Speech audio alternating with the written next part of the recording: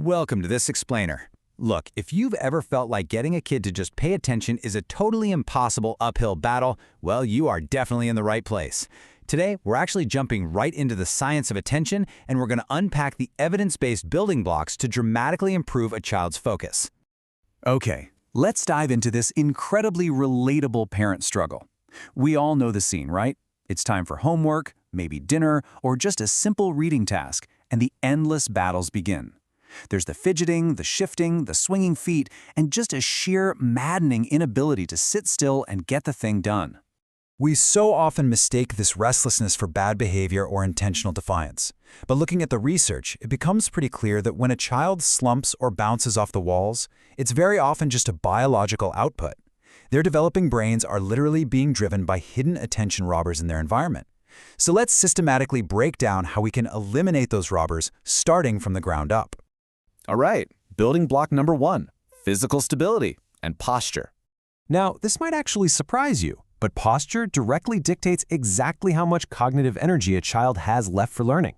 It all comes down to the 90-90-90 rule. We want feet flat on the floor at a 90-degree angle, knees bent at 90 degrees, and hips at 90 degrees. Why does this matter for focus? Well, if a child's feet are dangling, their core isn't stable. Their brain literally has to divert neural resources and oxygen just to keep their body from tipping out of the chair.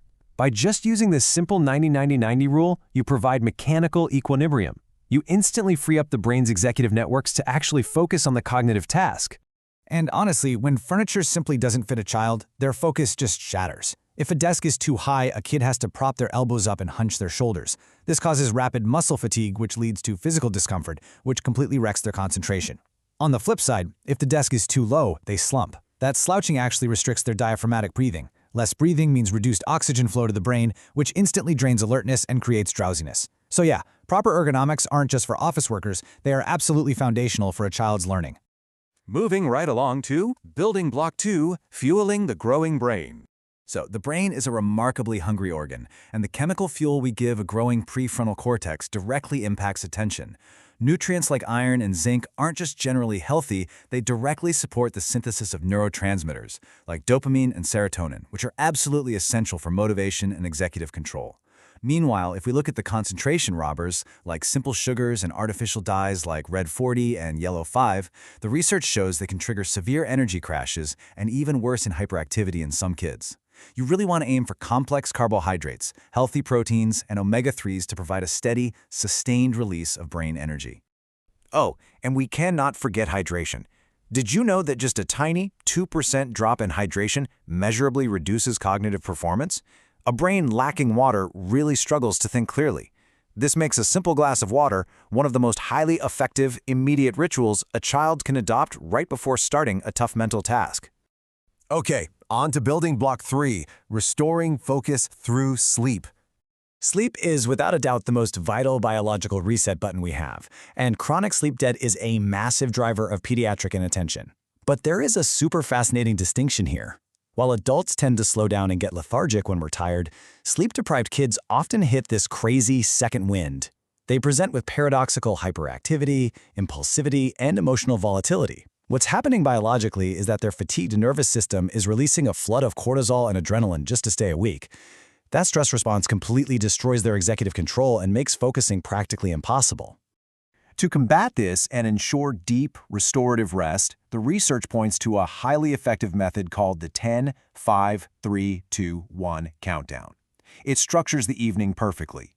You do 10 minutes of low-energy wind-down, like reading a physical book. Then 5 minutes for hygiene, 3 minutes for pajamas, 2 minutes for a final bathroom trip, and 1 minute for lights out. This strongly signals the brain to release melatonin, and crucially, ensure screens are banned at least an hour prior, because the blue light emitted from devices directly halts the production of those vital sleep hormones. Which brings us to building block 4, the power of green time. When we look at a child's external environment, simply stepping outside has a profound impact. This is due to a really cool concept called attention restoration theory, or ART. The idea here is that our capacity for directed, intentional focus is a finite resource. It's like a battery. When a child is doing math or reading, they are burning through that battery. But the gentle, inherently interesting stimuli of nature, like rustling leaves, a rippling stream, or watching a butterfly, engage what's called soft fascination. This allows the brain's directed attention networks to rest and replenish without totally overwhelming the nervous system. And the data backs this up beautifully. Studies utilizing modern attention testing show that just a short 30-minute walk in a green, forested space acts as a credible reset for a child's endogenous or voluntary attention. It effectively cures attention fatigue in a way that walking through a busy urban environment simply does not. So if your child is losing focus, a quick dose of green time might be exactly the medicine their brain needs. Finally, let's talk about building block 5, executing smart task management. Because the child's prefrontal cortex is still very much under construction, you kind of have to act as the external scaffolding for their brain when it comes to task management. A broad command like clean your room or do your homework almost guarantees a mental shutdown. It requires multi-step planning that their young brain just can't handle yet. So instead, use the chunking method. Break long chores into bite-sized microtasks. Say something like, first, put all the blue toys in the bin. When they do it, celebrate that success, and then give the next microtask. This builds immediate confidence and momentum, bypassing the overwhelm entirely. You can also leverage behavioral science by applying the PREMAC principle, which is basically the first/then strategy. You pair a low dopamine task with a high dopamine reward. First, we do 5 math problems, then we can go ride bikes. Combine this with a kid-friendly Pomodoro technique. Use a visual timer to set just 5 to 10 minutes of intense focus, followed immediately by a 3-minute physical movement break. This caters perfectly to their natural attention span while making sure they get the sensory input their bodies are craving. Which leaves us with this final provocative thought to consider as we wrap up this explainer.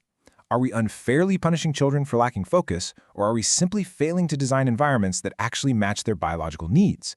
Once we realize that a child's focus is actively built through good posture and ergonomics, proper micronutrients, restorative sleep, and exposure to nature, the whole paradigm shifts, right? It's not about forcing them to sit still, it's about setting them up to succeed. So what changes will you make to their daily routine today? Thanks for tuning in, and I really hope this gives you a powerful new toolkit for supporting the kids in your life.